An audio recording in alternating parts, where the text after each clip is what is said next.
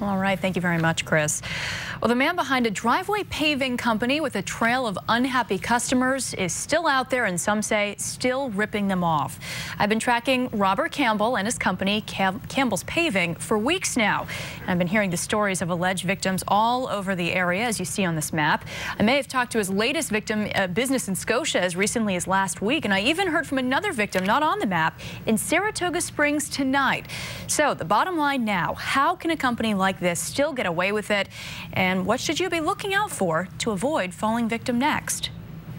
Remember this. Listen, I'm not one of the scammers. You can check me out. That's Robert Campbell of Campbell's Paving, who I have been checking out since I got him on the phone. A couple of customers told me Campbell got away with thousands of their dollars without doing a lick of work. What did you think when you saw that I had exposed Robert Campbell and his company?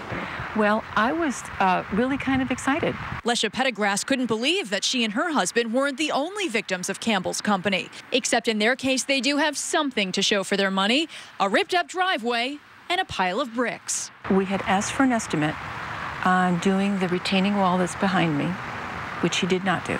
Then my husband had requested an additional project, and that's the reason why he tore up the driveway. But just like his other victims, they never saw Campbell or their money ever again. But the stories against Campbell don't just stop at the state line. He had taken a check from an elderly couple for a blacktopping job here in Bennington. That's right. Detective Sergeant David Rowland with the Bennington Police Department in Vermont investigated that case against Campbell's Paving last year. He cashed their check right away. Right away. He even has surveillance photos from the bank proving that Campbell had cashed it quick. Police eventually charged Campbell with home improvement fraud, and Campbell agreed to a date in court. Only, true to pattern, he didn't show. So there's an arrest warrant in place for Mr. Campbell in the state of Vermont. On top of that, the affidavit reveals Campbell has a criminal record, charges of burglary, petty larceny, and robbery, all in New York. And yet, once again, he's still out there. Yes. I mean, can anything be done? Until he gets caught and put behind bars, he's probably going to continue to do that. Lesha Pettigras knows that, unfortunately. Back at her Latham home, they're still paying more money to clean up Campbell's mess. What did you end up paying him? We ended up paying him a check for $2,300 and cash of $1,500. So it was a total of $3,800. How to avoid losing that kind of money yourself? Do you ever ask for a deposit, any money up front?